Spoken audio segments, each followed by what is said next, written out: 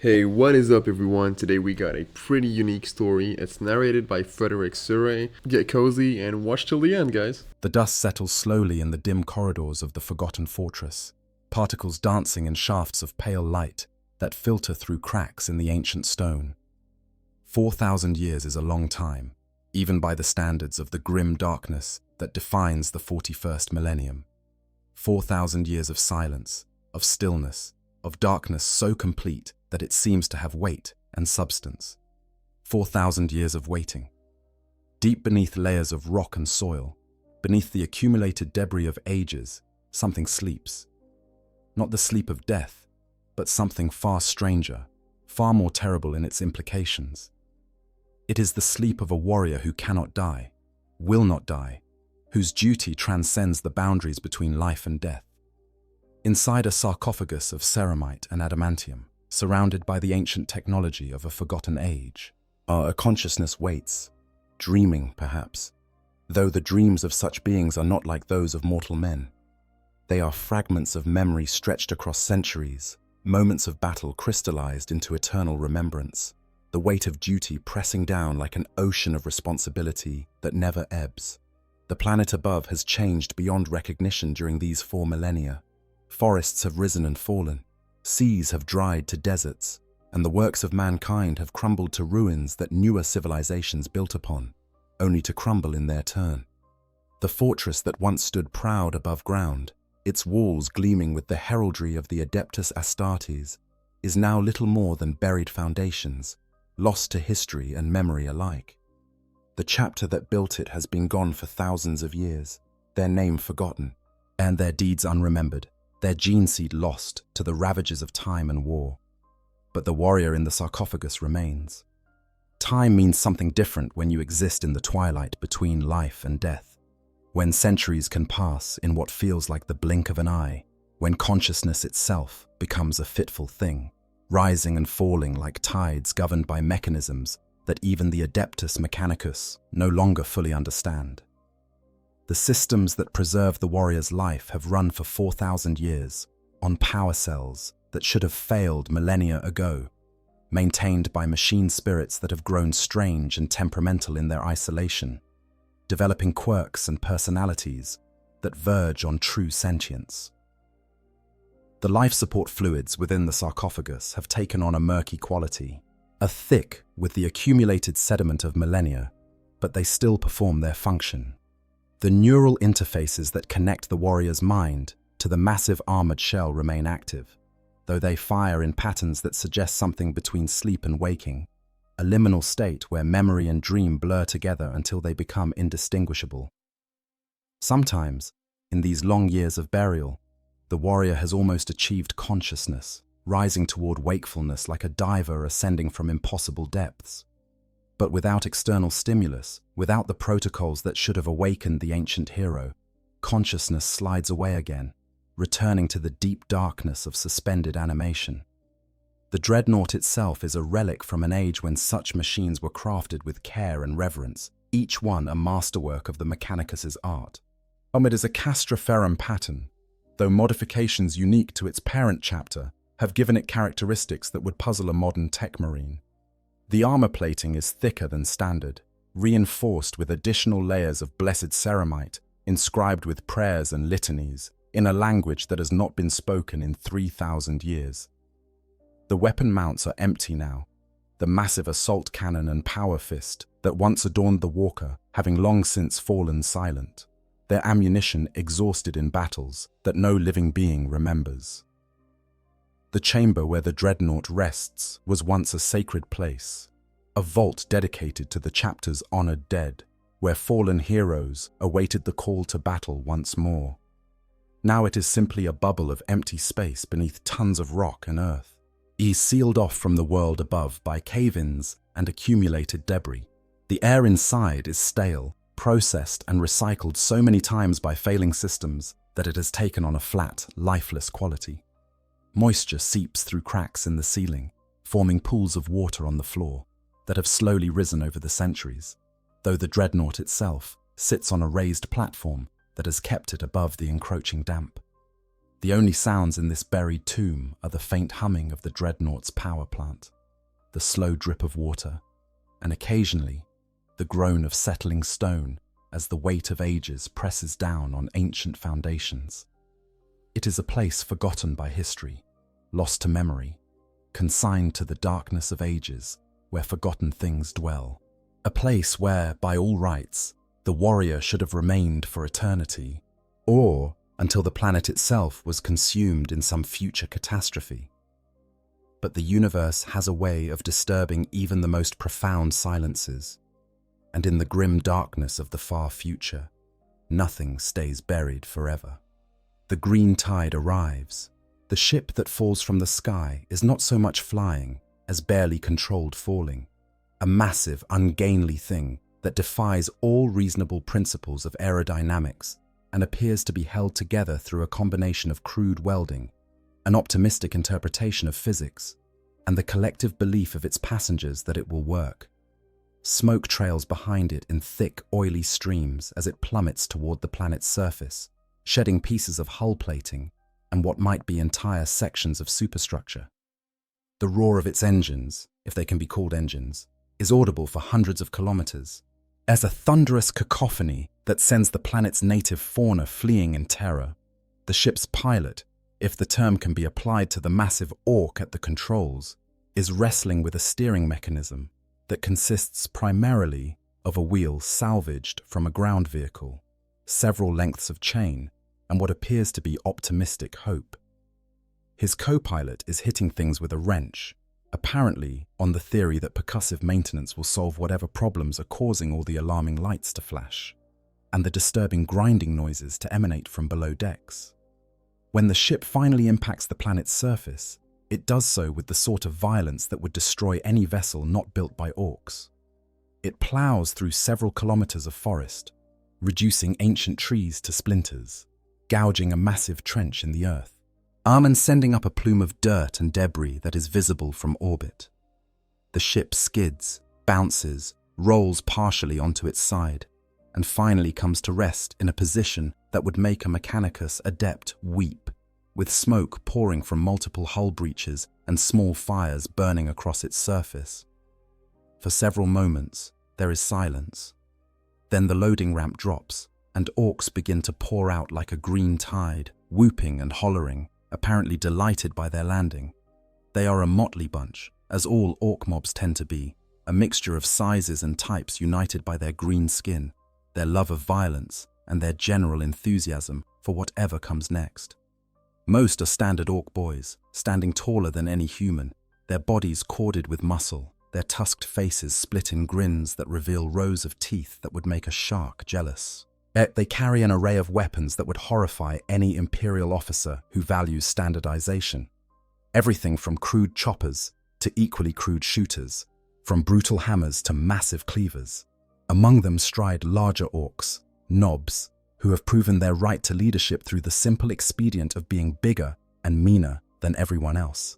They wear heavier armor, cobbled together from whatever they could find or take from defeated enemies, festooned with trophies and decorations that make them look even more imposing. One particularly large knob wears what appears to be half of a Space Marine breastplate as a shoulder guard, the Imperial Aquila defaced and painted over with crude, orcish glyphs. At the center of the mob, surveying the scene with evident satisfaction, is the war boss. He is massive even by orc standards. Easily twice the height of a human, and possibly 3 times as broad, his body a mountain of muscle and scar tissue that speaks of countless battles survived. His armor is a patchwork masterpiece, incorporating pieces from a dozen different sources, all held together with rivets, welds, and the Gestalt psychic field that makes orc technology function. He carries a massive power claw, its energy field crackling intermittently, and a shooter that appears to have been assembled from at least 3 different weapons. The war boss, whose name is Graka Skulls-Tomper, though he has had many names over his long and violent career, surveys the crashed ship with the sort of critical eye that suggests he is calculating how much of it can be salvaged for other projects. The ship itself is probably a loss. too damaged even by Ork standards to be worth repairing. But its guns might be salvageable, and there are always spare parts to be had from a good wreck. Around him, his boys are already starting to scatter, drawn by the inherent orcish need to explore, fight, or loot, preferably all three at once. Some are poking through the wreckage of the ship, pulling out anything that looks interesting or valuable. Others are venturing into the surrounding forest, their shooters at the ready, hoping to find something to fight. A few are already engaged in the sort of casual brawling that Orks use to establish social hierarchy, trading blows with an enthusiasm that would be alarming if it weren't so routine. Graka himself is more interested in the landscape. This planet, according to what passed for navigation on their ship, was supposed to be uninhabited, a backwater world on the edge of Imperial space that might have interesting things to loot. The fact that they crashed is not particularly concerning to him. Orks crash land on planets all the time. What matters is that they're here now, and there's bound to be something interesting to find. There always is. He bellows an order to his boys, his voice carrying easily over the general chaos, telling them to fan out and see what they can find. Orks respond well to simple, direct orders, especially when those orders involve potential violence or looting. Within moments, groups of boys are heading off in different directions, their natural competitiveness driving them to see who can find the best stuff or the best fight first. Among the mob is a mech boy named Grogsnag. He's smaller than most of the other Orks, but possessed of the instinctive understanding of technology that marks his kind. He is accompanied by a small horde of Gretchen, the diminutive slave race that serves the Orks in countless menial capacities. Grogsnag is interested less in fighting and more in finding interesting bits of technology to loot or learn from. His keen eyes are already scanning the terrain, looking for signs of previous habitation, ruins that might contain useful salvage. It is Grogsnag who first notices the anomaly in the terrain, a subtle depression in the ground that his practiced eye identifies as potentially artificial. While other Orks might overlook such a thing in favor of more obvious targets, Grogsnag has learned that the best finds are often the ones that require a bit of work to access. He grunts commands to his Gretchen, who scurry forward with crude digging implements and begins to investigate. The depression, he quickly determines, is indeed artificial, the remains of some structure that has collapsed or been buried over time. This is promising. Buried structures often contain interesting things, weapons or machines, or at least useful scrap metal. He bellows for more Gretchen, and soon has a small excavation operation underway, the diminutive creatures digging with the frantic energy that comes from knowing that failure to please their Ork master will result in a beating at best.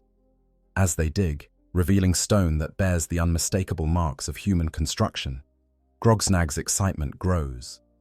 This is old, very old, the kind of old that suggests it predates the current inhabitants of this region, if there are any.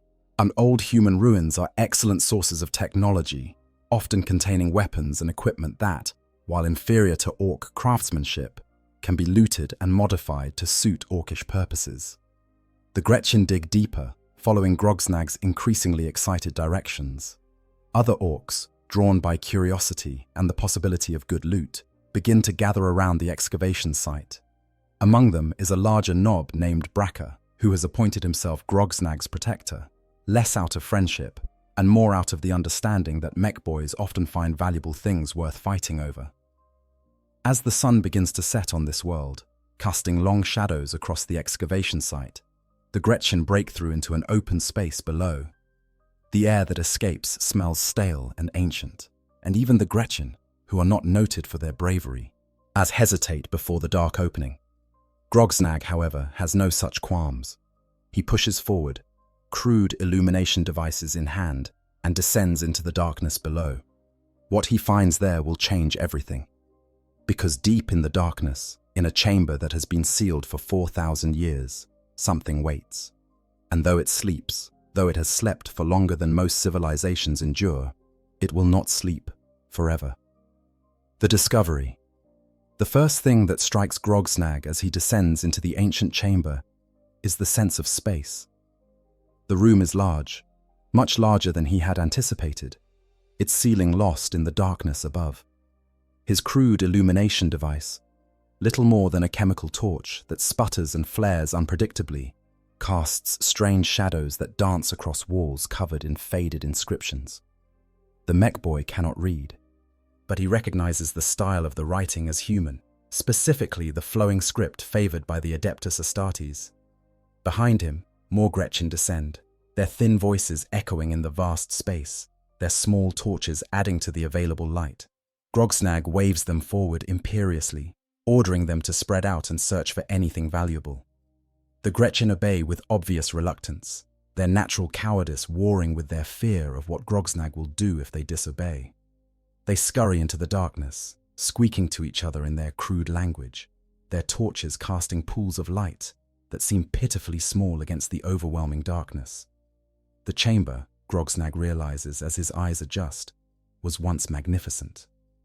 The walls are not rough stone but carefully dressed blocks, and fitted together with a precision that even he can appreciate.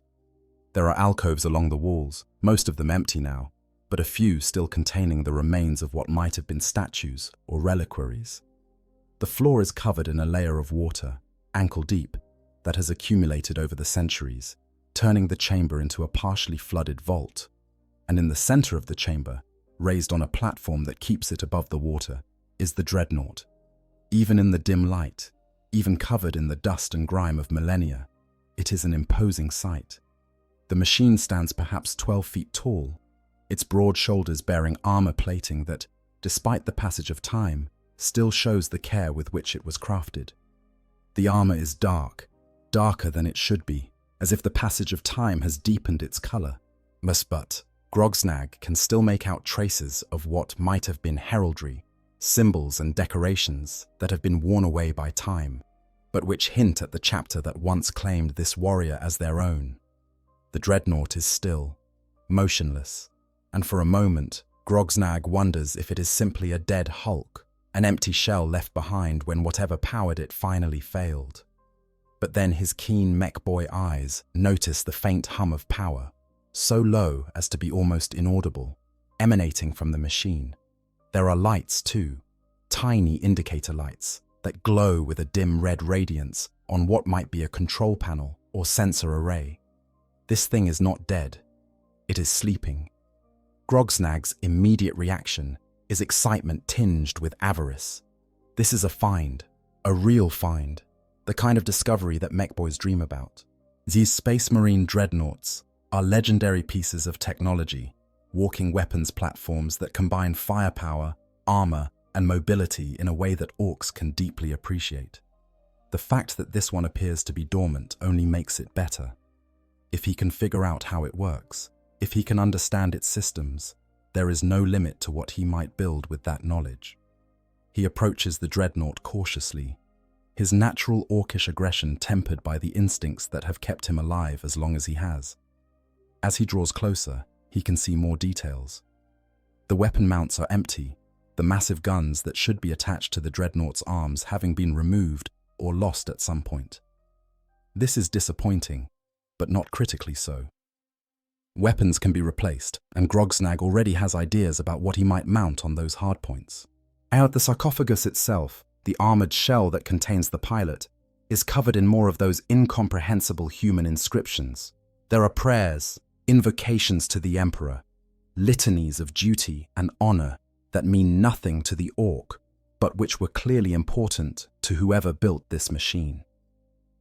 There are also symbols, chapter icons and battle honors that have survived the passage of time, though they are worn and faded. Grogsnag reaches out, his massive hand hovering over the sarcophagus, and for just a moment, he hesitates. There is something about this machine, something that even his orcish pragmatism cannot entirely dismiss. This is not just a weapon. This is a tomb, a memorial to a warrior who served with such distinction that his chapter chose to preserve him beyond death. There is a weight to that, and a significance that transcends the merely mechanical. But the moment passes. Grogsnag is an Ork, And orcs are not given to philosophical contemplation when there is loot to be had. His hand descends, touching the cold metal of the sarcophagus, and immediately he can feel the thrum of power within. The machine is functional, or at least it still has power.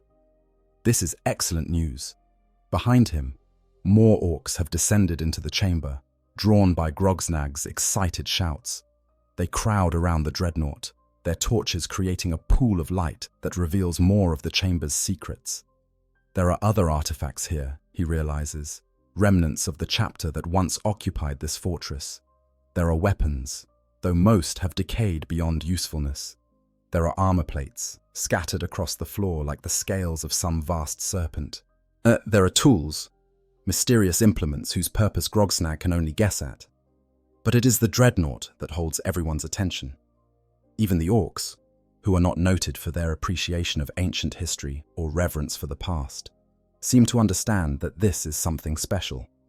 They circle it warily, their natural aggression held in check by a sort of instinctive caution. Some of them make the mistake of touching it, their rough hands leaving prints in the accumulated grime on its armor. Others just stare, their simple minds trying to process what they are seeing. It is Bracker, the knob who serves as Grogsnag's enforcer, who breaks the spell.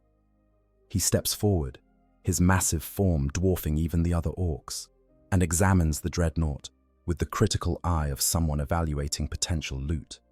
His conclusion is swift and practical, delivered in the direct manner that orcs favor. "We take it," he declares, his voice rumbling through the chamber like thunder. "Get the boys. Get chains. We pull this thing out and see what it does." This is the moment when everything changes. This is the moment when the ancient and the primitive collide, when the careful work of millennia is undone by the simple orcish desire to see what will happen if you poke something with a stick.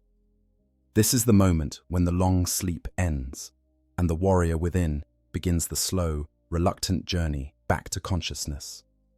Because as the orcs begin to attach their crude chains to the Dreadnought, as they start to pull and push, trying to shift the massive machine from its resting place, something fundamental shifts within its systems.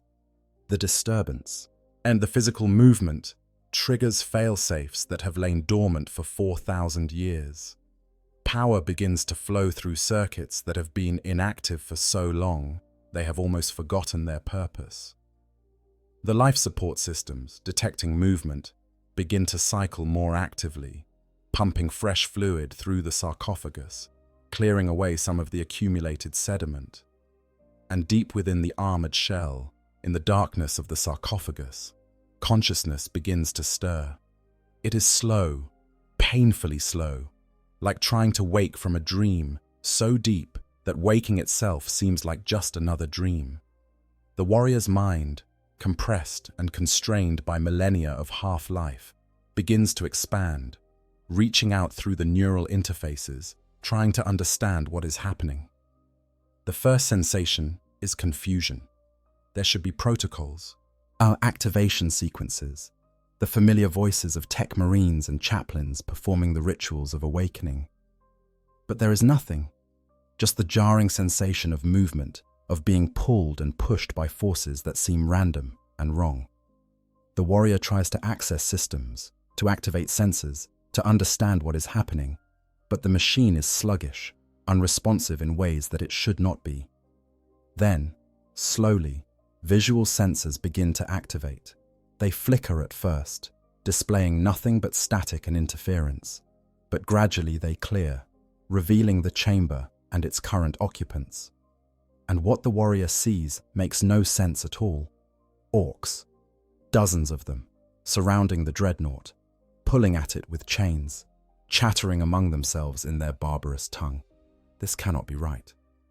This must be some malfunction, some fever dream born of too long sleep. But the sensors do not lie. The orcs are real. The chains are real.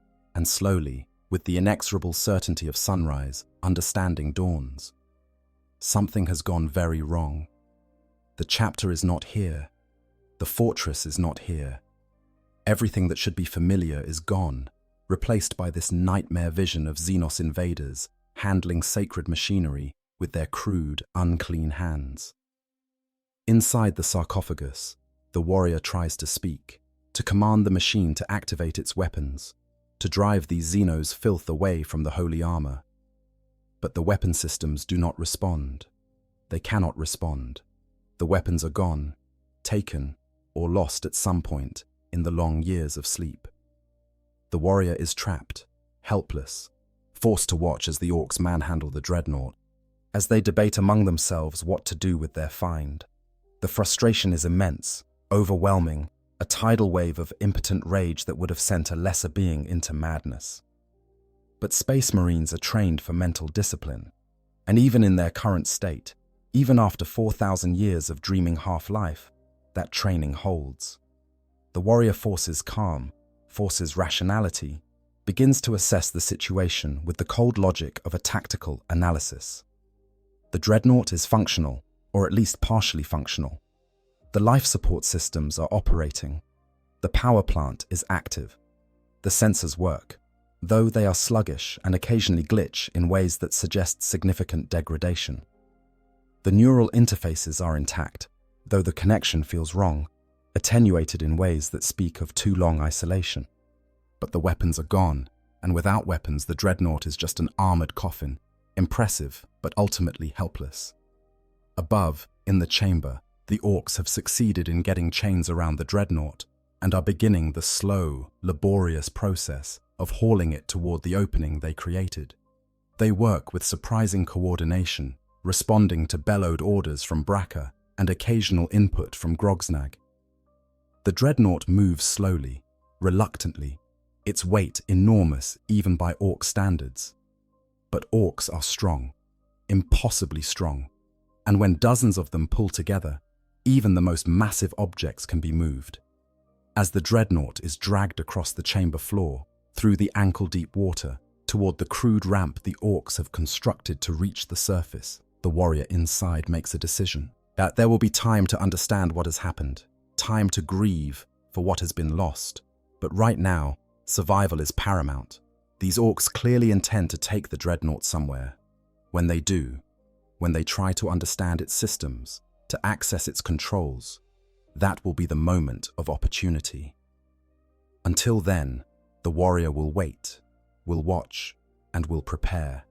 It is what the warrior has done for 4,000 years after all. And if there is one thing a Dreadnought pilot learns, it is patience. Because in the grim darkness of the far future, patience is often the only weapon that cannot be taken away. Surface extraction. The process of hauling the Dreadnought to the surface takes hours, and every moment of it is a fresh exercise in Orkish ingenuity and brute force. The Orks have constructed a crude ramp using debris, or timbers salvaged from their crashed ship, and what appears to be optimistic hope. The Dreadnought, weighing several tons even without its weapons, proves resistant to their efforts, sliding backward almost as much as it moves forward, threatening to crush the Gretchen, who have been assigned to push from behind while the larger Orks pull from the front. Grogsnag, watching the operation with a mech-boy's critical eye, has positioned himself at the head of the procession, shouting instructions that are mostly ignored in favor of the more direct approach favored by the other Orks. When the chains slip or break, as they inevitably do given their crude construction, he is there to jury-rig new attachments, incorporating pieces of the Dreadnought's platform or structural elements from the chamber itself into an ever more elaborate pulley system that would make a Mechanicus adept weep if they ever saw it. The Gretchen suffer the most during this operation, as Gretchen always do. Several are crushed when the Dreadnought slides backward unexpectedly. Others are caught in snapping chains or falling debris. But there are always more Gretchen, and their lives are cheap currency in the Orkish economy of violence. The survivors simply drag their fallen brethren aside and continue working, driven by the knowledge that failure to cooperate will result in something worse than mere death. Inside the Dreadnought, the warrior experiences the extraction as a series of lurches and jolts, each one accompanied by the groan of stressed metal and the shouting of Orks. The sensors provide a jumbled, confused picture of the surrounding chaos, catching glimpses of green faces, crude tools, and the rough stone of the tunnel walls sliding past. It is disorienting, deeply so, to be moved without control, to be at the mercy of Xenos' hands. The warrior tries repeatedly to access more of the Dreadnought systems, hoping that movement might have shaken loose whatever has prevented full activation. But the results are disappointing. The power plant responds, its output increasing slightly, as if anticipating greater demand. The life support systems continue their work, cycling fluids and maintaining the delicate balance that keeps the warrior alive. But the weapon systems remain stubbornly offline, and the motive systems, yet the massive servo motors and actuators that should allow the Dreadnought to walk, show no response to neural commands. It is like trying to move a limb that has fallen asleep, that sensation of deadness and unresponsiveness that speaks of interrupted nerve function. The warrior can feel the potential for movement, can sense the systems that should respond, but the actual control remains frustratingly out of reach. There are diagnostics that should be run, systems checks that should be performed, but without full access to the Dreadnought's machine spirit, without the tech marines who should be performing these functions, the warrior is operating blind. The journey to the surface seems to take forever, a crawl through darkness punctuated by increasingly loud orcish cursing as they encounter obstacles or complications. At one point, the tunnel narrows too much to allow the Dreadnought passage, and the warrior listens to the Orks debating whether to dig wider or to simply smash through the obstruction. They choose the latter, of course, because Orks always choose the direct approach, and soon the Dreadnought is being dragged through rubble that rains down from the collapsing tunnel ceiling. Finally, after what feels like hours but might have been longer, the Dreadnought emerges into open air. The change is immediate and dramatic. Sensors that have been processing stale, recycled air suddenly detect fresh atmosphere. The complex mixture of gases and organic compounds that speaks of a living world. Light floods the visual senses, not the dim illumination of orc torches, but actual sunlight, bright and clean, and so intense after 4,000 years of darkness that the warrior's first instinct is to filter it down to manageable levels. The Dreadnought comes to rest on its side, having tipped during the final pull up the ramp. The Orks, celebrating their success with the sort of enthusiasm that involves a lot of shouting and some casual violence, mill around their prize. From this angle, the warrior can see a slice of sky, blue and scattered with clouds that drift lazily across the visual field. It is beautiful, in a way that the warrior had almost forgotten, a reminder that existence includes more than just the interior of a tomb or the chaos of battle. But the moment of reflection passes quickly, because the Orks are not content to simply admire their find. Already they are examining the Dreadnought with greater attention. And now that better light allows them to see details they missed in the underground chamber. Grogsnag is in his element, crawling over the armored surface, poking at seams and joints, examining the weapon mounts with evident interest. The mech boy's examination is actually fairly thorough, showing the instinctive understanding of technology that marks his kind. He identifies power relays, notes the locations of what must be access panels, traces the routing of cables and conduits that run through the armor. His hands are surprisingly gentle as they move over the Dreadnought's surface, the touch of someone who understands that crude handling might damage something valuable. Other Orks are less careful. Some of them are trying to pry open panels, using crude tools that scrape and mar the ancient armor. Others are hitting things, and apparently on the theory that percussive maintenance might reveal hidden mechanisms. One particularly dim Ork is trying to cut through armor plating with a torch, apparently unaware or unconcerned that he might damage whatever is inside. You know, I have to say, this is one of my favorite aspects of Warhammer lore. These moments where the ancient and the primitive collide. I've been into this hobby for years now, and there's something deeply satisfying about imagining an orc mech boy poking around Imperium technology that's older than most human civilizations, probably completely unaware of what he's actually dealing with. It reminds me of when I first started painting and thought Dreadnought was just another vehicle. Then I read the lore and I realized these are essentially walking tombs with warriors warriors who've been fighting for centuries, it completely changed how I look at them on the tabletop. That mixture of tragedy and absolute badassery is what keeps me coming back to this universe. But yeah, let's get back to the story. Inside the sarcophagus, the warrior watches this desecration with mounting rage. Each scratch, each dent, each casual act of vandalism is a violation of something sacred, a transgression against the honor of the chapter and the emperor himself. The impulse to activate, to fight, to drive these Xenos away is almost overwhelming. But the harsh reality is that without weapons, without mobility, the Dreadnought is helpless. The warrior can watch, can rage silently, but cannot act. Then Grogsnag does something that changes the situation dramatically. In his exploration of the Dreadnought's exterior, he has found what he recognizes as a power coupling, a junction point where external power sources can be connected for maintenance or emergency situations. It is sealed, of course, protected by mechanisms designed to prevent unauthorized access. But to a mech boy with the right tools and absolutely no respect for Imperial security protocols, such protections are merely interesting challenges. Grogsnag works on the coupling for several minutes, using tools that look like they were assembled from spare parts, his face screwed up in concentration. The warrior inside can sense what he is doing through the Dreadnought's sensors, can feel the delicate mechanisms being manipulated, can hear the soft clicks as safeties disengage. And then, with a final triumphant grunt, Grogsnag succeeds in opening the coupling. As the mech boy examines the interior of the exposed junction, his eyes lighting up with the sort of gleeful avarice that orcs display when they find something particularly valuable. To him, this is a treasure trove of technology, a glimpse into the sophisticated systems that make dreadnoughts function.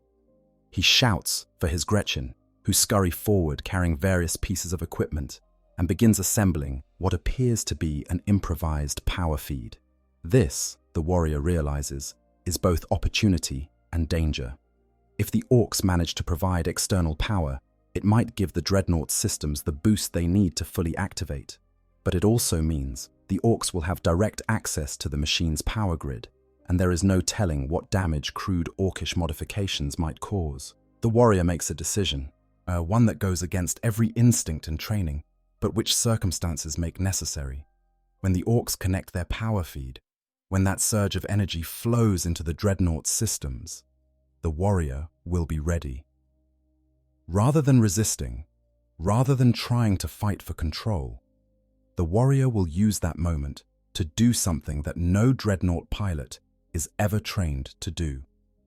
The warrior will let the Orks believe they have succeeded in turning the machine on, will play dormant, will allow these Xenos to think they have tamed this ancient weapon. And in that moment of perceived victory, when their guard is down, that will be when the real work begins. It is a plan born of desperation, a gamble that would be unthinkable under normal circumstances. But these are not normal circumstances. This is survival, pure and simple. And the warrior did not endure 4,000 years of entombment only to be torn apart by curious Orks. So the warrior waits, watching through the sensors as Grogsnag makes his final connections, as he steps back and gestures for one of his Gretchen to activate whatever crude power source they have constructed. And when the power flows, when that surge of energy floods into systems that have been starved for far too long, the warrior is ready. The Dreadnought's machine spirit, that quasi-sentient intelligence that dwells within its circuits, stirs to fuller wakefulness.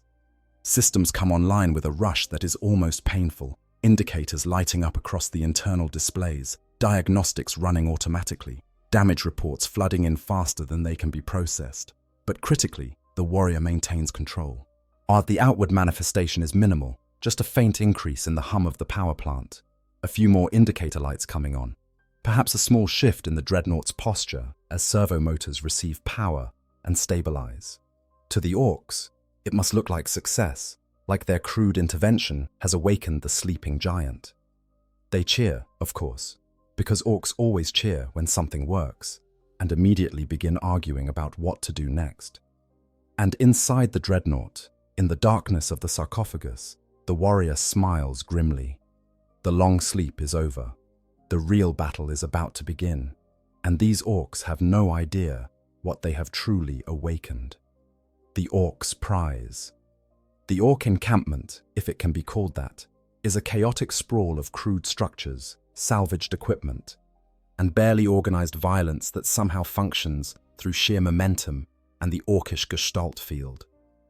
It has sprung up around the crashed spacecraft with the sort of speed that only Orks can manage, going from empty clearing to bustling war camp in a matter of hours. Ramshackle shelters lean against each other at angles that defy physics, held together with rope, wire, and apparent wishful thinking. Fires burn in oil drums, sending up plumes of black smoke that can be seen for kilometers. And everywhere, Orks mill about, fighting, arguing, trading, building, and generally creating the sort of productive chaos that characterizes their species. The Dreadnought has been dragged into the heart of this encampment and deposited near what appears to be Grogsnag's workshop, a structure that is marginally more organized than the surrounding chaos, but only marginally. The workshop is filled with tools, spare parts, salvaged machinery, and various projects in different states of completion. There is a half-built vehicle that might be intended as a truck, a pile of weapons in various states of repair, and several things whose purpose is completely unclear, but which presumably makes sense to Grogsnag.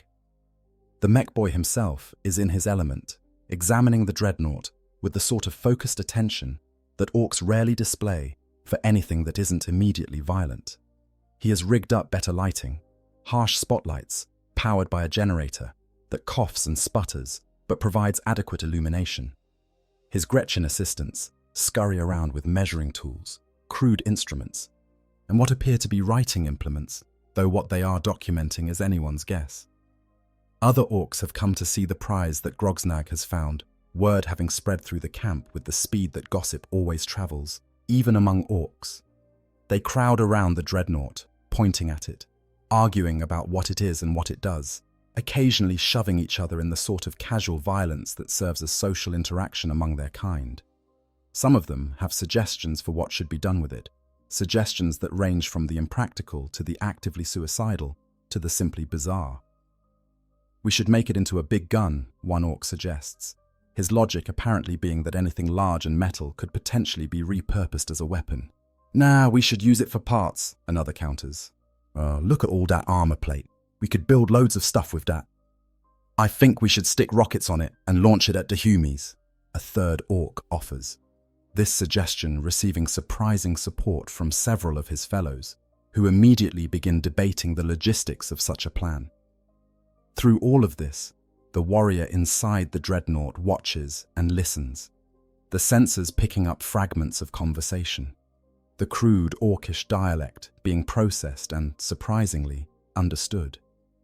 It is strange, hearing language that should be incomprehensible rendered into something approaching meaning, but the Dreadnought's machine spirit includes translation protocols that have apparently survived the long sleep intact. This is valuable intelligence, the warrior realizes, a window into Orkish thinking that might prove useful. Our warboss Graka Skullstomper arrives at Grogsnag's workshop with the sort of presence that only the largest Orks can manage. He is accompanied by several of his nobs, an entourage that serves both as bodyguards and as status symbols. The warboss is interested in the Dreadnought, having heard his boys talking about it, and he wants to see this find for himself. His reaction to the Dreadnought is interesting, at least from the warrior's perspective. There is no fear in the warboss's eyes, Orks being generally fearless by nature, but there is a certain calculating intelligence that suggests this particular Ork has survived as long as he has by being smarter than average.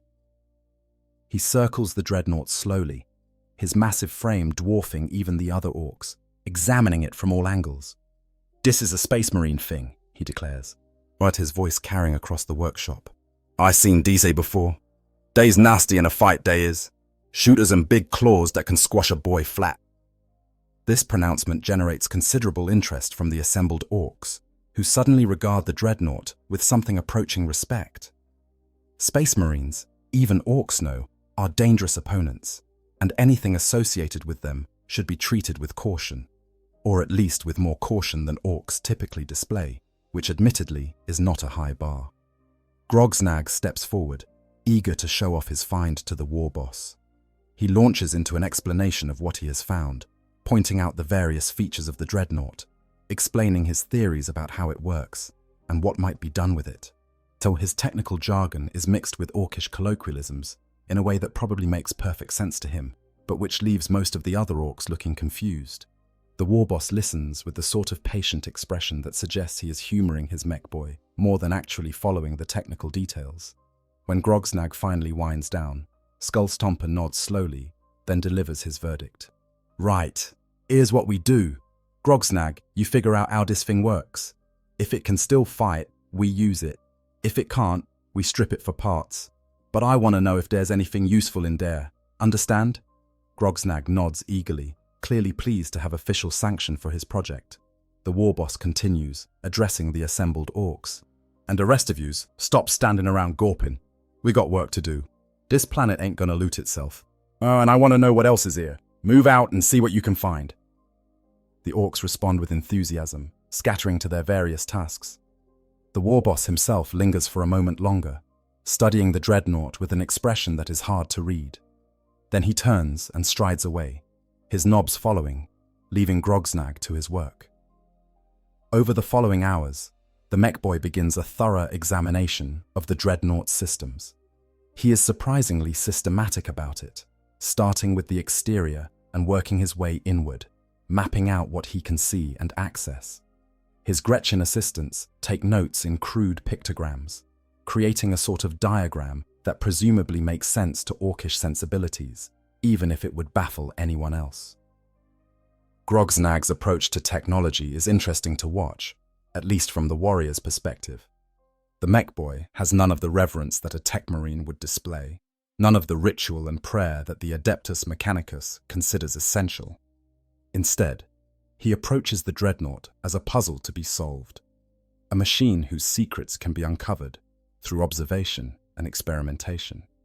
His methods are crude, certainly, but there is a logic to them, an instinctive understanding of how systems interconnect and function. When he finds the primary access panel, the one that would normally be opened only by qualified tech marines using proper tools and procedures, Grogsnag studies it for several minutes before pulling out a tool that looks like it was assembled from spare parts and random scrap metal. He inserts this into the locking mechanism and begins to work, his face screwed up in concentration.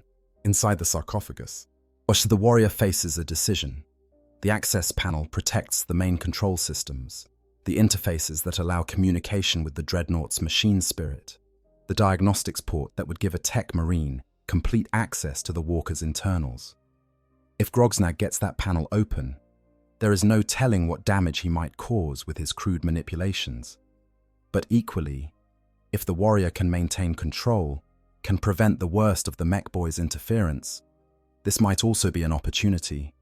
The decision is made easier by the fact that resisting would likely trigger alarm systems, would make it obvious that there is an active intelligence within the Dreadnought fighting Orkish control. Better to allow access, to monitor what the mech boy does, and to intervene only when absolutely necessary. So, when the locking mechanism finally yields to Grogsnag's efforts, when the panel slides open to reveal the complex array of systems beneath, the warrior does nothing to prevent it. Grogsnag's reaction to seeing the interior systems is one of almost childlike delight. He immediately begins examining everything, tracing cables, identifying components, making notes through his Gretchen scribes. Some of what he sees he clearly recognizes, analogous systems existing in Ork technology, even if they are implemented differently. Other things clearly baffle him, but that does not stop him from cataloging them for future reference. He is particularly interested in the power systems, the routing of energy from the primary power plant through various subsystems and ultimately to the weapon mounts and motive systems. Yet he traces these connections carefully, occasionally tapping at components or adjusting settings in ways that make the warrior inside nervous. But Grogsnag, for all his crudeness, seems to understand that these systems are delicate, that breaking them would defeat his purpose. His manipulations are relatively gentle, exploratory rather than destructive. When he finds the connection to the sarcophagus itself, when he realizes that the Dreadnought contains not just a machine intelligence but an actual living pilot. His reaction is fascinating. He stares at the interface for a long moment, his crude features showing an expression that might be surprise or might be something else. Then he grunts, a sound that might be approval or might be simple acknowledgement, and continues his examination. "So there's a beaky inside," he mutters to himself, but using the Ork term for space marines. "That's interesting. Wondered why this thing was so fancy. But where's his controls? How's he supposed to drive this thing?" This is the question that will define what happens next, the warrior realizes. Because if Grogsnag figures out how the neural interfaces work, if he understands that the pilot controls the Dreadnought through direct mental connection, he might try to access those systems. And that could trigger responses that would reveal the warrior's consciousness, would make it obvious that the pilot is not simply a corpse preserved in amniotic fluid, but an aware, thinking being who is watching everything the Orks do. For now, Grogsnag seems satisfied with surface examination. He has closed the access panel, apparently having seen what he wanted to see, and has moved on to examining the weapon mounts. These interest him greatly, the empty hardpoints representing potential for mounting all sorts of interesting guns. He calls over several other mech boys who have been working on other projects, and soon there is an animated discussion about what weapons would be most suitable, what would fit the mounting points, and what would look the most impressive. The discussion reveals something interesting about Ork psychology that the warrior files away for future reference. Orks do not simply want weapons that are effective. They want weapons that are impressive, that look dangerous and exciting. A gun that merely kills is less interesting to them than a gun that kills while also being loud, flashy, and generally entertaining. This aesthetic sense, if it can be called that, influences their decisions in ways that more pragmatic races would find baffling. Eventually, consensus is reached, or at least something that passes for consensus among Orks, which mostly means that the loudest voices have convinced everyone else, or beaten them into submission. The Dreadnought will be fitted with a massive shooter, something that Grogsnag assures everyone he can build from the guns salvaged from their crashed ship. And for the other arm, a power claw, or at least an Orkish approximation of one, capable of tearing through armor and crushing enemies. The mech boys scatter to begin gathering the necessary components, leaving the Dreadnought alone for the first time since it was discovered. And in the quiet that follows, in the fading light of the setting sun, the warrior inside begins to truly appreciate the situation. Yet the Orks plan to turn the Dreadnought into one of their own weapons, to arm it with crude Orkish guns and send it into battle serving their barbaric purposes. This is intolerable, unthinkable, a desecration of everything the Dreadnought represents. But it also represents opportunity, because once the weapons are attached, once the Dreadnought has the means to fight again, then the balance of power changes dramatically. Then it becomes not a question of whether the warrior can act, but simply when and how. And when that moment comes, these Orks will learn what it means to wake a sleeping warrior of the Adeptus Astartes. They will learn, the warrior vows silently in the darkness of the sarcophagus, that there are fates worse than death. And one of those fates is facing a Dreadnought with 4,000 years of anger to spend. In modifications and adaptations. The process of modifying the Dreadnought to suit Orkish purposes takes days, and every moment is an exercise in controlled rage for the warrior trapped inside the sarcophagus. The Orks approach the task with their characteristic blend of enthusiasm and complete disregard for proper procedure, treating the sacred machine like a canvas for their crude artistic impulses. They weld, bolt, and wire components with a confidence that is entirely unwarranted by their actual skill, creating modifications that would send a tech marine into cardiac arrest. Grogsnag, to his credit, is more careful than his fellows. He understands, in his own crude way, that he is working with something sophisticated, something that requires at least minimal respect for its existing systems. But even his care has limits. He and the warrior inside has had to watch in horror as the mech boy makes improvements that involve cutting through sacred armor plating, rerouting power conduits through what can only charitably be called sloppy work, and generally treating the Dreadnought like a particularly interesting project rather than the tomb of a hero. The weapon mounting process is particularly painful to watch. The Orks have constructed their shooter from what appears to be 3 different guns welded together, with additional components added seemingly at random. It is a grotesque thing, this weapon.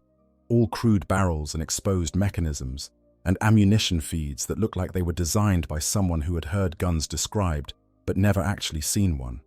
And yet, through the mysterious workings of the Orkish gestalt field, through the collective belief of dozens of Orks that this monstrosity will work, it probably will work. Attaching it to the Dreadnought's weapon mount requires extensive modifications. The original mounting points were designed for precision-crafted weapons, for guns that had been blessed by tech priests and consecrated to the Emperor's service. The Orkish weapon fits these mounts about as well as a square peg fits a round hole, which is to say, not at all. But the Orks do not let this stop them. They simply cut and reshape the mounting points, adding crude adapter plates and reinforcing structures that are welded directly onto the Dreadnought's arm. Every modification sends feedback through the systems, little jolts and disruptions that the warrior can feel through the neural interfaces. Some of these are merely unpleasant, like static on a Vox channel. Others are actually painful, sharp stabs of sensation that speak of damaged connections and interrupted signals. The warrior endures these in silence, maintaining the pretense of dormancy.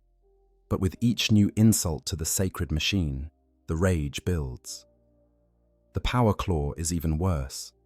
The Orks have constructed it from what appears to be salvaged parts from multiple sources, including what the warrior grimly recognizes as pieces of Space Marine armor, probably taken from some previous kill.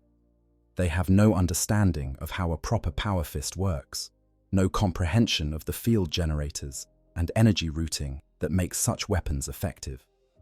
Their version is crude, brutal, relying on hydraulic strength and sharp edges, rather than the sophisticated force field that should surround the weapon. But it is large, yes, intimidatingly so, and it will certainly be effective in close combat. The Orks test it by having it crush various objects, from scrap metal to what appears to be unfortunate Gretchen, who have displeased their masters.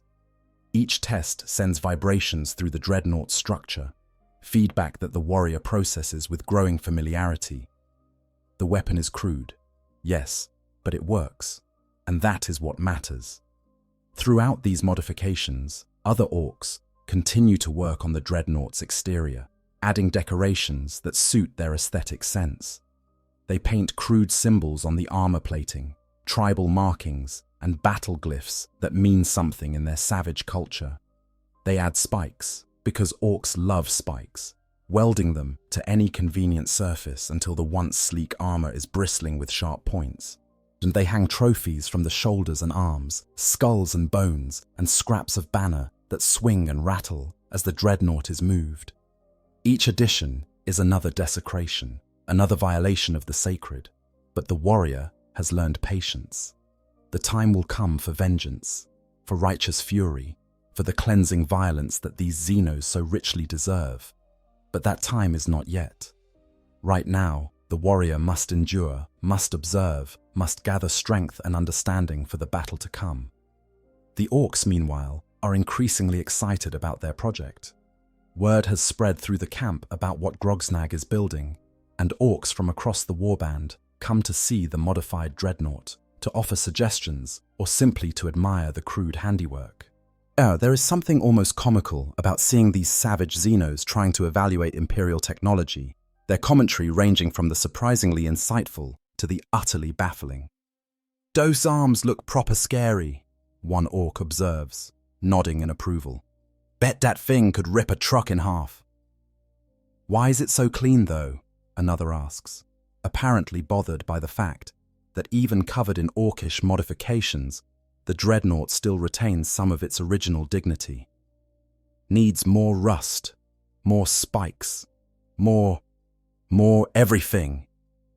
"I think we should paint it red," a third Ork suggests, this immediately sparking a debate about color schemes that becomes heated enough that several Orks come to blows over whether red or blue is the superior color for a giant walking weapon. Through all of this, Grogsnag works with focused intensity, and he has become possessive of the Dreadnought, viewing it as his personal project, his magnum opus. Other mech boys who try to interfere or offer suggestions are chased off with threats, or, when necessary, with actual violence. The Dreadnought is his, and he will brook no interference in its completion.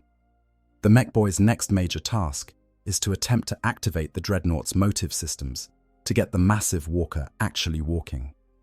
This is more challenging than the weapon installation, requiring him to understand systems that are far more complex than simple guns. He spends considerable time examining the leg mechanisms, the massive servo motors and hydraulic systems that should provide mobility. What he sees clearly impresses him, even if he does not fully understand it. "This is good work," he mutters to his Gretchen assistants, who are taking notes. "Dem beakies know how to build things that move. See how dis a cable's route. See how the power flows. We could learn from this, we could." This is, the warrior realizes with a certain grim amusement, probably the highest compliment an Ork mech boy is capable of giving to Imperial technology. The admission that there is something to learn from the enemy is not something most Orks would make, their natural arrogance usually preventing them from acknowledging that anyone else might do anything better than they do. Grogsnag's attempts to activate the motive systems are crude, but show an understanding of basic principles. He traces power from the main plant to the leg servo motors, checking connections and clearing blockages. When he finds systems that are not responding, then he applies the Orkish solution of hitting them with increasingly larger hammers until something changes. Surprisingly, this sometimes works. Ancient mechanisms jolted back into grudging function by percussive maintenance. But there are systems that will not respond to such treatment. Systems that require the sort of careful calibration that only a tech marine could provide. Grogsnag grows increasingly frustrated as he encounters these obstacles, his natural Orkish impatience warring with his mech boy's understanding that some problems cannot be solved by simply hitting them harder. The warrior inside could help, could provide the neural input needed to activate these systems properly, but doing so would reveal consciousness, would end the pretense of dormancy. So the warrior maintains silence, watches as Grogsnag tries various solutions, and waits for the right moment. That moment comes when the mech boy, in desperation, decides to attempt something that should by all rights be impossible. He has found the neural interface port, the connection point where a tech marine would plug in diagnostic equipment. And he has, through remarkable ingenuity or sheer luck, managed to construct a device that can interface with this port, a crude adapter that bridges the gap between Orkish and Imperial technology. When he connects this device, when it begins to feed signals into the Dreadnought's systems, attempting to activate the motive functions, the warrior sees opportunity. The signals are crude, uncoordinated, nothing like the sophisticated commands that should be flowing through the neural links, but they provide cover, noise that can mask the warrior's own signals, and so, carefully, incrementally, the warrior begins to feed proper commands through the system, disguised as responses to the Orkish inputs. The effect is immediate and dramatic. The Dreadnought's leg servo motors engage with a smooth precision that startles the Orks, the massive walker shifting its weight and adjusting its stance. There is a moment of perfect balance, and then, for the first time in 4,000 years, the Dreadnought takes a step. It is slow, careful, testing ancient systems that have been dormant for so long, but it is definitely movement. The Orks erupt in celebration, cheering and jumping around like manic children. Grogsnag looks particularly pleased with himself, apparently believing that his crude device has succeeded in activating the Dreadnought. He shouts orders to his Gretchen, directing them to document this success, to record what he has done so it can be replicated. And inside the sarcophagus, the warrior allows a grim smile. The Orks think they have succeeded in taming the Dreadnought, in making it their own. They believe they have created a weapon to serve their purposes. But what they have actually done is provide the means for their own destruction. Because now the warrior has mobility, has weapons, has everything needed to act. All that remains is to choose the right moment, the perfect time when the lesson these orcs need to learn can be delivered with maximum impact. Soon, the warrior thinks. Soon these Xenos will understand their mistake. Soon they will learn what it means to desecrate the tomb of a Space Marine hero. Soon their celebration will turn to terror, and this camp will run red with green blood. But not yet. Not quite yet.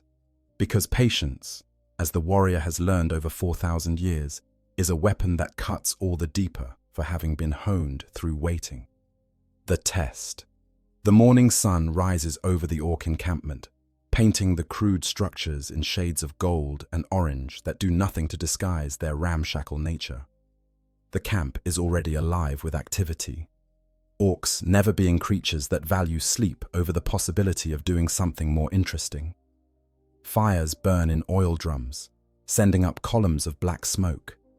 Arguments break out and are resolved through the simple expedient of the larger orc hitting the smaller one. Gretchen scurry about on various errands, hoping to avoid becoming victims of casual violence. At the center of all this chaos, Grogsnag's workshop has become the focus of intense attention. Today is the day that the modified Dreadnought will be tested in earnest, not just taking a few steps under controlled conditions, but actually being put through its paces as a war machine. Warboss Grakaskullstomper has decreed that he wants to see what his mech boy has created, wants to witness firsthand whether this investment of time and resources has been worthwhile. The area in front of the workshop has been cleared, more or less, creating a crude testing ground. Targets have been set up, ranging from stacked scrap metal to an old truck chassis that is being used as a stand-in for enemy vehicles. A crowd of orcs has gathered, drawn by the promise of seeing something impressive, or, failing that, seeing something explode dramatically. And these are equally entertaining outcomes in the orcish worldview. Grogsnag has been working since before dawn, making final adjustments to his creation. He has added more decorations, more symbols, more of the crude fetishes that orcs seem to believe enhance their equipment's effectiveness. Whether these actually do anything, or whether they simply make the mech boy feel better about his work is unclear, but he seems satisfied with the results. The Dreadnought stands in front of the workshop, its modified form a strange hybrid of imperial sophistication and orcish crudeness. The new weapons are prominent, the massive shooter mounted on one arm, the equally massive power claw on the other. The armor plating is now festooned with spikes, trophies, and crude symbols. And perhaps most notably, the orcs have painted it, uncovering sections of the ancient ceramite in bright colors that would make a chapter master weep. Red for speed, blue for luck, and yellow for bigger explosions, according to orcish logic. Inside the sarcophagus, the warrior has spent the night in preparation. The neural interfaces are fully mapped now, every system and subsystem catalogued and understood. The warrior knows which systems are still functional, which have been damaged by time or orcish modification, and which can be relied upon in combat. It is not perfect, not by any means, but it is enough. It will have to be enough. The warboss arrives with his usual entourage of knobs, striding through the crowd which parts before him with the sort of deference that only the largest and meanest orc can command. He stops in front of the Dreadnought, examining it critically, his scarred face showing an expression that is hard to read. Is he impressed? Disappointed? Calculating the best way to use this new weapon? With orcs, it is often difficult to tell. "Right den," he announces, his voice carrying across the testing ground. "Let's see if this thing works like Grogsnag says it does. I want to see it walk, I want to see it shoot, and I want to see it crump something good and proper." Grogsnag nods eagerly, clutching his crude control device. The mech boy has been using this to send commands to the Dreadnought, apparently believing that he is directly controlling the walker. In reality, the warrior inside has been interpreting these signals and responding to them, maintaining the illusion of remote control while actually making all the real decisions. It is a delicate balance, requiring constant attention to ensure the responses seem natural, seem like what crude orcish technology would produce. Ready when you are, boss, Grogsnag says, his enthusiasm evident. This thing's gonna be amazing. You'll see. The warboss grunts, gestures for the mech boy to proceed. Grogsnag makes adjustments on his device, and the warrior inside interprets these as the command to begin the demonstration. The Dreadnought's systems fully engage, power flowing through circuits, servo motors humming to life, the massive walker coming to a state of readiness that it has not known for 4,000 years. The first test is simple mobility. The Dreadnought takes a step forward, then another, its movements smooth and controlled. The crowd of watching Orks breaks into cheers, as apparently impressed by the simple fact that the thing can walk without falling over. The Dreadnought continues forward, picking up speed, breaking into something that could almost be called a run. Its footfalls shake the ground, each step a declaration of mass and power. The warrior guides the Dreadnought through a series of maneuvers, testing the limits of what the ancient systems can still do. Turns, both wide and sharp, changes of speed, even a few practice swings with the power claw that whistle through the air and demonstrate the weapon's reach. The servo motors respond smoothly, the neural connection providing the sort of precise control that no external controller could match. Not bad, the warboss acknowledges, his tone grudgingly approving. But can it fight? Show me it can fight! This is the moment that will define everything that follows. Grogsnag adjusts his control device, sending what he believes are commands to activate the weapon systems. The warrior inside interprets these signals, makes decisions about how to respond. This is the crucial test, the point where maintaining the illusion becomes most difficult. Because if the warrior shows too much capability, too much precision, the Orks might realize that something is not quite right about their supposedly automated weapon. The massive shooter swivels toward the first target, a stack of scrap metal arranged in a rough pyramid. The weapon's mechanism cycles with a sound like grinding gears, the multiple barrels beginning to spin, and then it fires, unleashing a stream of projectiles that shred the target with brutal efficiency. The noise is deafening, a sustained roar that drowns out even the Orks' enthusiastic cheering. Shell casings rain down on the ground, smoking and hot, as the gun continues to fire until the target is nothing but scattered debris. The Orks love it. They whoop and holler, jumping up and down, slapping each other on the back. This is exactly the sort of overwhelming firepower that they appreciate, the sort of weapon that doesn't just destroy targets, but utterly annihilates them in spectacular fashion. Even the warboss looks impressed, nodding in approval. "That's proper shooty," he declares. "Let's see what else it can do."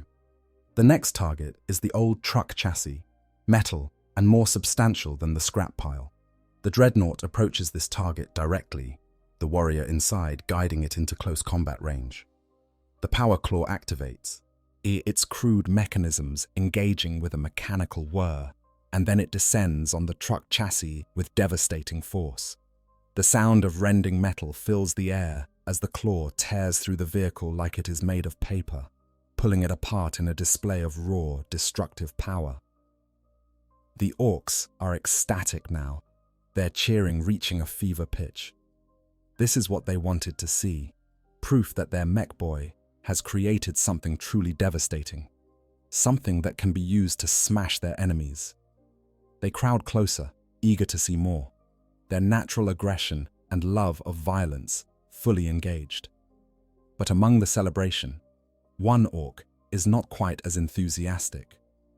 Grogsnag is watching his control device, his crude features showing an expression of confusion. Something is not quite right. Something that he cannot quite put his finger on, but which his mech boy instincts are telling him is wrong. The responses are too smooth, too perfect, showing a level of coordination that his crude device should not be capable of providing. It is as if the Dreadnought is not responding to his commands, but rather interpreting them and choosing how to respond. He looks up at the Dreadnought, his eyes narrowing. And for just a moment, just the briefest instant, he could swear that he sees something in the way the walker moves, in the way it shifts its weight and positions itself. There is purpose there, intention, something that goes beyond simple mechanical response to external input. But before he can pursue this thought, before he can voice his concerns to the war boss, everything changes. Because inside the sarcophagus, the warrior has made a decision. The time for waiting is over. The time for pretense is past. The Orks have had their demonstration, have seen what they wanted to see. Now they will see something else entirely. Now they will see what happens when you wake an angel of death. The Dreadnought stops moving, becoming suddenly, completely still. The silence that follows is deafening after the noise of the demonstration, a silence that carries weight and implication. The Orks, confused by this sudden cessation of activity, begin to murmur among themselves. Grogsnag frantically works his control device, trying to get the Dreadnought to respond, to continue the demonstration. But nothing happens. And then, from the speakers built into the Dreadnought's chassis, comes a sound that has not been heard in 4,000 years. It is a voice, less mechanical and distorted by vox speakers that have degraded over the millennia, but unmistakably a voice. And it speaks in High Gothic, the formal language of the Imperium, each word carefully articulated. This ends now. The effect on the Orks is immediate and profound. They fall silent, staring at the Dreadnought in confusion and the first stirrings of something that might be fear. Orks do not fear many things, but the unknown, the unexpected, can give even them pause. And this, a voice from a machine that should be under their control, is definitely unexpected. Grogsnag drops his control device, his eyes wide. It's got a pilot. It's got a live pilot. It's been awake this whole time. The war boss's reaction is swift and decisive. He draws his own shooter, a massive weapon cobbled together from numerous sources, and aims it at the Dreadnought. Around him, his knobs do the same, weapons coming up, fingers on triggers. The crowd of watching Orks, sensing that something has gone very wrong, begins to back away, creating a widening circle around the Dreadnought. "Listen up, Beaky," the war boss shouts, his voice carrying easily over the suddenly quiet camp. "I don't care if yous is alive or dead or something in between. Yous is ours now, and if you know what's good for you, you'll do as yous told." The response comes in the form of action rather than words. The Dreadnought's shooter swivels toward the nearest group of Orks, its mechanisms engaging smoothly. And then, without warning, without mercy, it opens fire.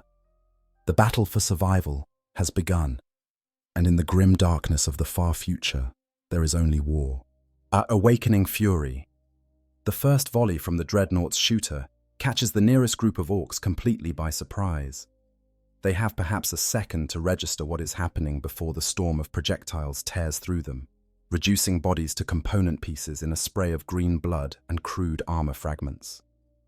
The Orkish weapon is crude, yes, designed without sophistication or elegance, but at close range and wielded with the precision of a true warrior, it is devastatingly effective. The war boss's reaction is immediate, his battlefield instincts overriding surprise. He opens fire with his own weapon, the massive shooter belching bullets that spark against the Dreadnought's armor plating. His knobs follow suit, their various weapons adding to the cacophony. But the Dreadnought is already moving, pivoting with a speed that seems impossible for something so massive, presenting its heavily armored front to the incoming fire. The bullets ping off the ceramite, barely scratching the surface. This armor was designed to withstand lascannon fire, plasma bursts, melter beams, all the sophisticated anti-tank weapons of the Imperium's arsenal. Crude Orkish bullets, for all their volume and ferocity, are little more than an annoyance. The Dreadnought shrugs them off, advancing toward the war boss with the inexorable determination of an avalanche. Chaos erupts throughout the camp. Orks who were spectators moments ago are now combatants, drawing their weapons and rushing toward the fight with the sort of enthusiasm that would be admirable if it were not so misguided. They have no real plan, no coordination, as just the Orkish instinct to pile into any available fight with maximum aggression. Some are shooting, their bullets more likely to hit their fellow Orks than the Dreadnought.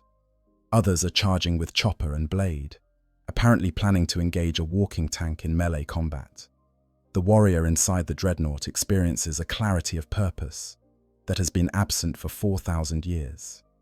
This is what the Dreadnought was made for. This is the reason for its existence. Not to be paraded as a trophy by Xenos savages, not to be modified and desecrated by crude hands, but to bring the Emperor's wrath to his enemies. Every system is engaged, every sensor feeding data, the neural interfaces singing with the pure joy of combat. The power claw descends on the first orc to reach melee range, at the crude weapon functioning better than it has any right to, crushing the greenskin with a wet crunch that sends its remains flying. The Dreadnought pivots, the shooter tracking targets with lethal precision, firing in controlled bursts that conserve ammunition while maximizing effectiveness. Each burst claims at least one orc, often more when they are bunched together in their eagerness to join the fight. But the orcs are nothing if not resilient, and they are learning. Some of them are taking cover behind structures, using the crude buildings as shields while they try to flank the Dreadnought. Others are bringing heavier weapons to bear, big shooters and rockets that actually might pose a threat if they can land solid hits. The war boss himself is directing some of this, bellowing orders between bursts from his own weapon. He is showing the tactical acumen that has kept him alive and in power. A rocket screams across the testing ground, impacting the Dreadnought's shoulder with a flash of explosive force. The armor holds, but the warrior inside feels the impact through the neural interfaces, a sharp jolt that speaks of actual damage. The armor plating is compromised, not critically, but enough to be concerning. More hits like that, and the Dreadnought's protection will begin to fail. The warrior adjusts tactics accordingly, moving toward cover of their own, using the structures of the camp to break line of sight and limit the orc's ability to concentrate fire. This also draws the battle into close quarters, where the Dreadnought's advantages become even more pronounced. In the narrow spaces between buildings, the orcs cannot swarm as effectively, or cannot bring their numbers to bear. Grogsnag, meanwhile, has recovered from his initial shock and is scrambling to reach his workshop. He has weapons there, tools, things that might be useful in stopping or controlling the rogue Dreadnought. But he never makes it.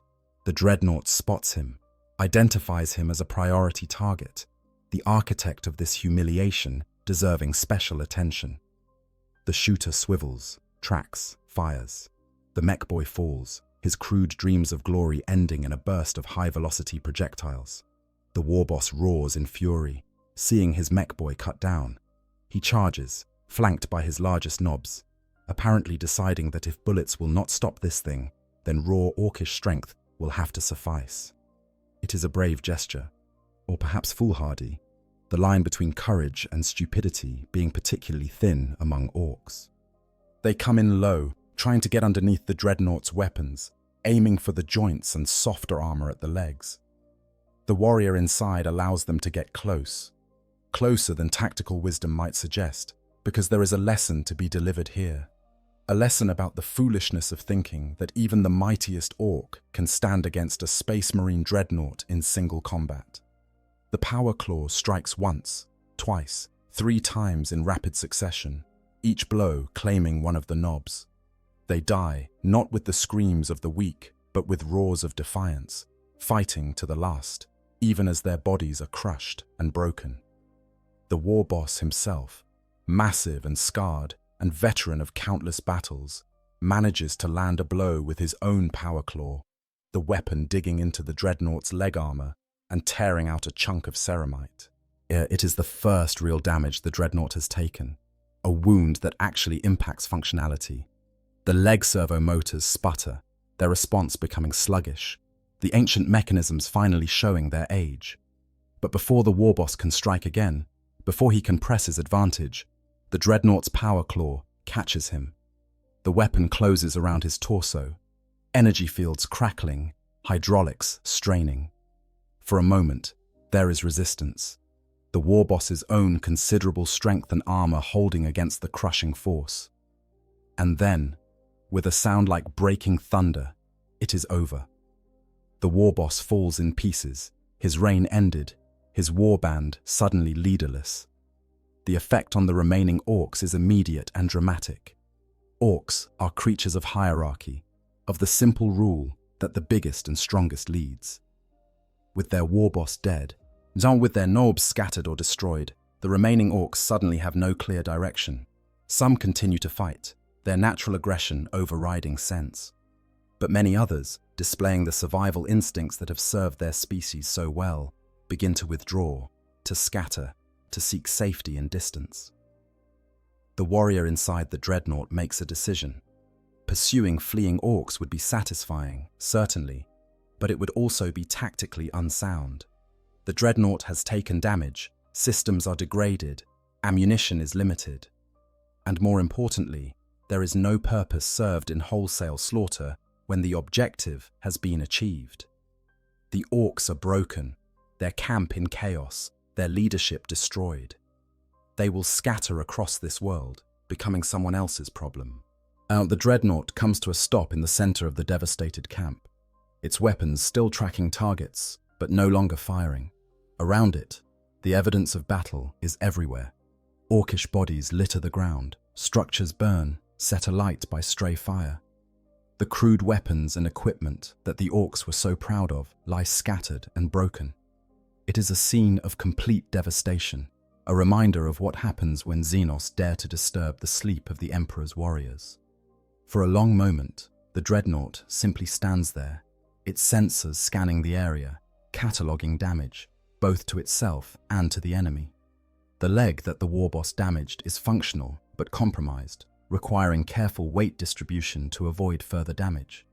The shoulder armor, where the rocket hit, needs repair, though the damage is not critical. While the ammunition reserves for the shooter are depleted by perhaps 40%, still adequate but not unlimited.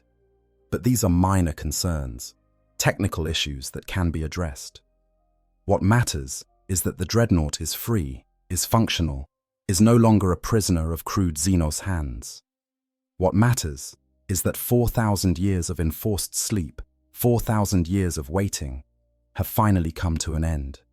The warrior inside has awakened, has fought, has proven that even after all this time, a Space Marine Dreadnought is still a force to be feared. The voice emerges from the speakers again, harsh and mechanical, but carrying unmistakable satisfaction. The Emperor protects, and his enemies fall. It is a simple statement, a truth so fundamental that it needs no elaboration. But in this moment, in this place, and surrounded by the wreckage of an Orkish warband, it carries the weight of prophecy fulfilled. Aftermath and reflection. The sun is setting on this world, painting the sky in shades of red and purple that seem almost peaceful after the violence of the day. The Ork encampment, or what remains of it, smoulders quietly, fires burning themselves out without anyone left to tend them or care about their spread. The crude structures are collapsing, their already questionable stability further compromised by combat damage. Small scavengers, the planet's native fauna, are beginning to emerge, drawn by the promise of carrion. The Dreadnought stands at the edge of the devastation, its bulk silhouetted against the setting sun, like a monument to Imperial might. The warrior inside has spent the hours since the battle running diagnostics, assessing damage. He cataloguing what remains functional and what needs repair. It is a sobering inventory. The Dreadnought is ancient, its systems already degraded by millennia of inaction before the Orks found it. The crude Orkish modifications, while they provided necessary weapons, have also introduced their own complications, suboptimal connections, and systems that are barely adequate. The leg damage from the warboss's final blow is particularly concerning. The servo motors are responding, but there is a grinding sensation with each step that speaks of misalignment or damaged gearing. Left unrepaired, this will only worsen with use, eventually leading to complete failure of that leg's mobility. The warrior has compensated by shifting weight distribution, but this is at best a temporary solution. The ammunition situation is also worth noting. The Orkish shooter, for all its crudeness, burns through bullets at a prodigious rate. The reserves that the Orks attach to the Dreadnought are perhaps 60% depleted. Not critical yet, but concerning if further combat is expected. and in the grim darkness of the far future, further combat is always expected. But beyond the technical assessments, beyond the cataloguing of damage and resource depletion, the warrior is experiencing something more profound. After 4,000 years, after millennia of darkness and silence, and the strange half-dreams of extended stasis, there is finally purpose again. There is direction. There is a mission, even if that mission is currently undefined beyond the simple imperative of survival. The warrior tries to access memories of the time before the long sleep, trying to understand what happened, how the chapter fell, why this world is so different from what it should be. But the memories are fractured, incomplete, large chunks simply missing or corrupted beyond recognition. The last clear memory is of battle, a desperate defense of this fortress against overwhelming odds. There were traitors, the warrior remembers that much, chaos space marines bearing the marks of corruption. And then, nothing, just darkness, and the vague sense that something went terribly wrong. The fortress itself, or what remains of it buried under this world's surface, might hold answers. The warrior considers returning to those chambers, to the place where the long sleep began, to search for data archives or records that might explain what happened. But that would require extensive excavation. It would take time and resources that the Dreadnought does not currently possess.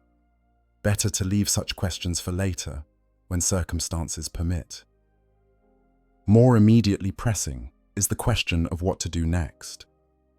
This world is clearly inhabited, though whether by Imperial citizens or some other faction is unclear. The crashed Ork ship suggests this is not an Imperial world, or at least not one with active defenses, since Orks generally avoid worlds where they are likely to be shot out of the sky during their approach.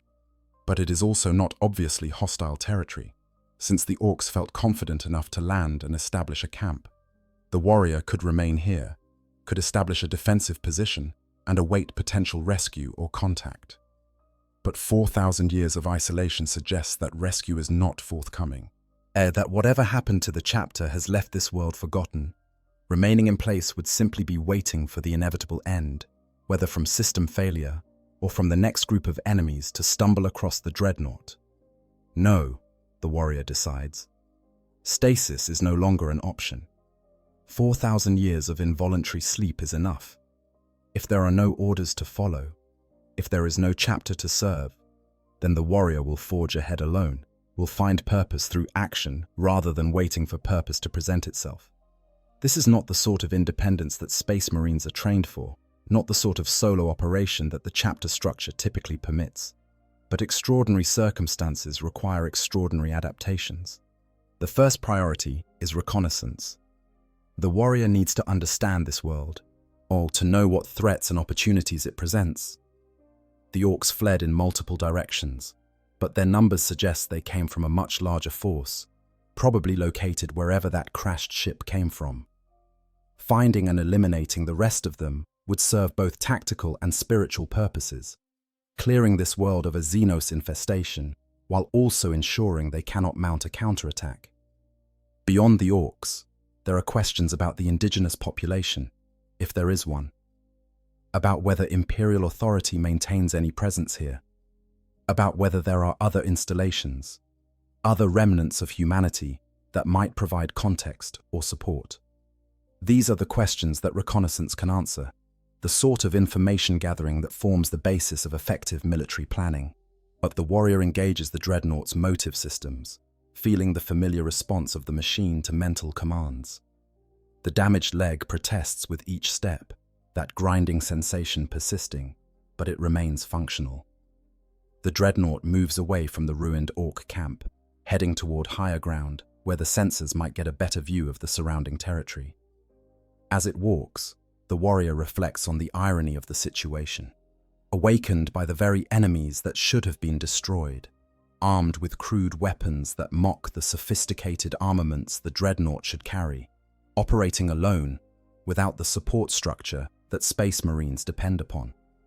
It is a far cry from the glory that the warrior remembers, from the proud days of serving with the chapter, of fighting alongside battle brothers whose names are now lost to time. But it is also, in its own way, a new beginning. 4,000 years is a long time to sleep, long enough for empires to rise and fall, for civilizations to be born and die, for the very geography of worlds to change. Whatever the warrior was before the long sleep, whatever purpose and identity defined that earlier existence, it is gone now, buried as deeply as the fortress itself. What remains is something simpler, more primal, a warrior, a weapon, and the eternal imperative to fight in the Emperor's name. The Dreadnought reaches the crest of a hill, its sensors gaining a wider view of the surrounding landscape. In the distance, perhaps 50 kilometers away, there is a glow on the horizon that suggests habitation, and a settlement of some kind, large enough to generate significant light. Closer, there are scattered heat signatures that might be more orc camps or might be indigenous wildlife. The crashed ship that brought the orcs is visible as a dark smudge against the landscape, smoke still rising from its hull. The warrior studies this information, processing it through the tactical subroutines that are as much a part of the Dreadnought as the armor plating. There are options here, choices to be made about how to proceed. But unlike the last 4,000 years, unlike the long darkness of enforced sleep, these are choices the warrior can actively make. This is agency, purpose, the essential dignity of being a space marine, even when divorced from the chapter structure. A sound draws the warrior's attention. The Dreadnought's audio sensors picking up something that might be pursuit, or might be coincidence. The warrior pivots, weapons tracking toward the source, ready for whatever comes next.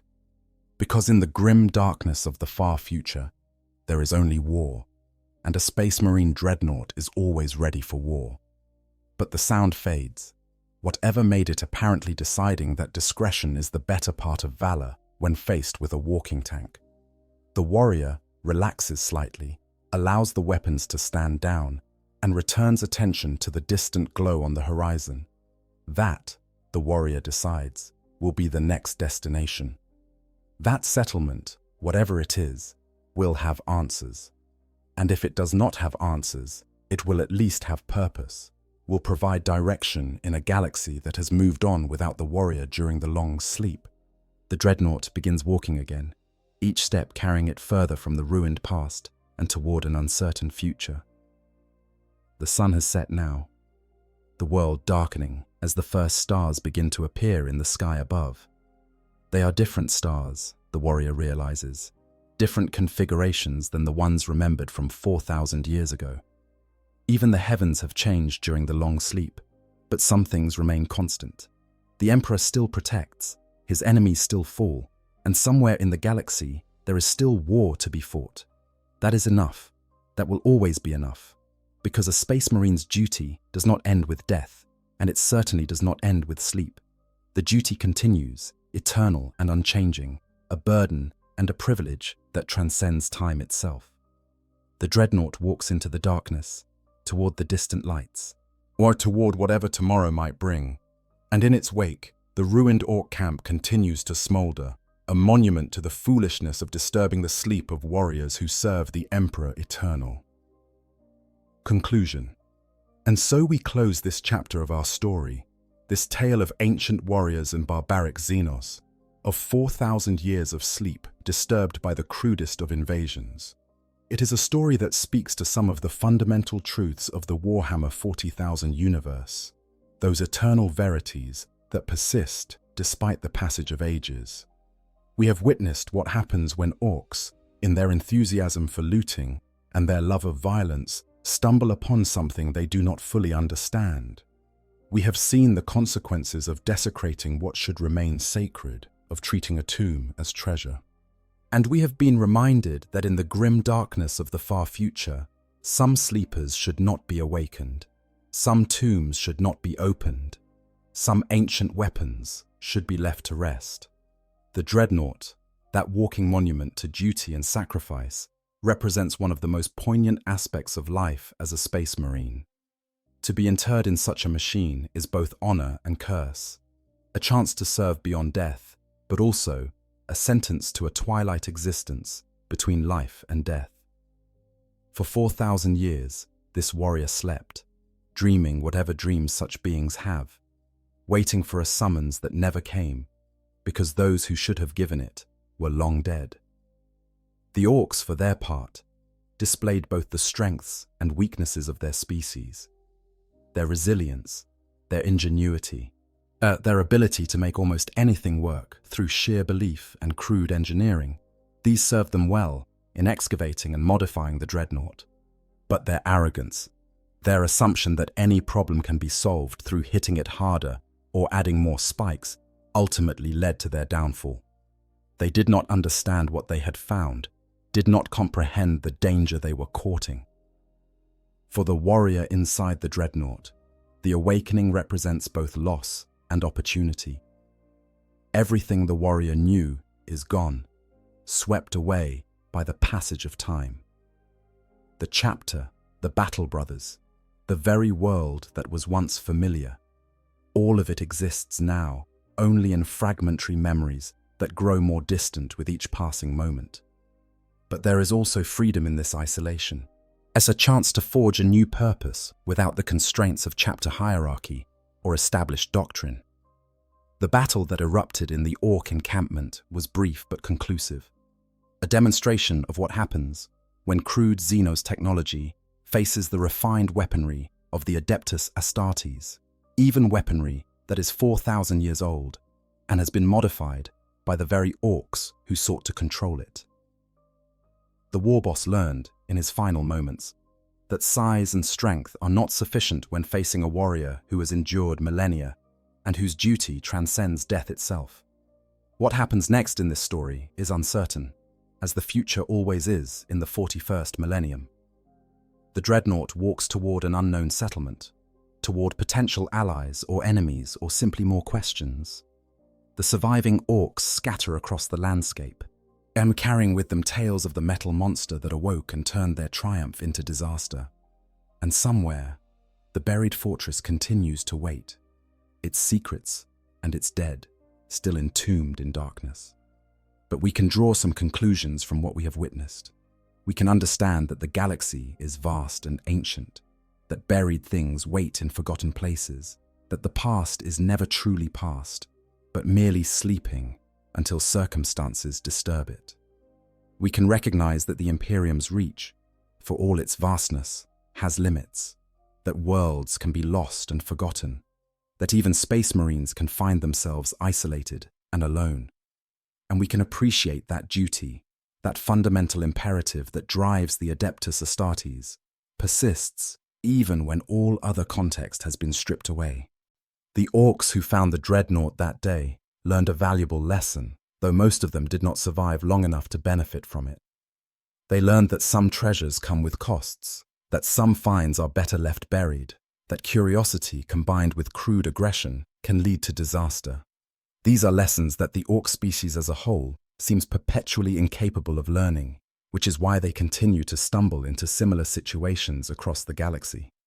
For us, as observers of this grim, dark future, the story serves as a reminder of why the setting is so compelling.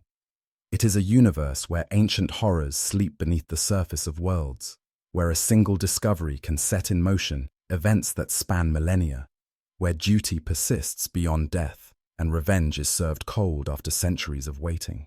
Whilst it is a universe where both tragedy and triumph exist in equal measure, where the price of survival is eternal vigilance, and where the past reaches out constantly to shape the present. The Dreadnought that walks into the darkness carries with it all the weight of history, all the honor of the chapter it once served, all the accumulated duty of 4,000 years. It is a symbol, walking on damaged legs, armed with crude weapons, but still fundamentally representing what it means to be a space marine. The Emperor protects, yes, but sometimes the Emperor's protection comes in the form of warriors who refuse to yield, who refuse to die, who continue fighting long after anyone else would have given up. So if you enjoyed this exploration of what happens when Orks find a Dreadnought that has been buried for 4,000 years, well, if you found yourself invested in the story of the warrior inside and the crude Xenos who disturbed its rest, then please consider subscribing to this channel. Hit that like button, share this video with others who appreciate the lore of Warhammer 40,000, and let me know in the comments what other topics you would like to see explored. Because in the grim darkness of the far future, there is only war, but there are also countless stories waiting to be told, countless warriors waiting to have their deeds remembered, countless moments of tragedy and triumph that define what it means to exist in this universe.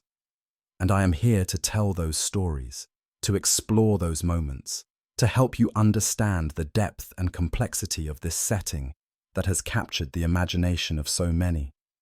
Thank you for watching, thank you for listening, and remember, even when you sleep for 4,000 years, duty never truly rests. The Emperor protects, always. I hope you guys enjoyed the story. Make sure to hit the subscribe, like, share button, whatever you want. Give me some feedback if there's any. And yeah, sleep well.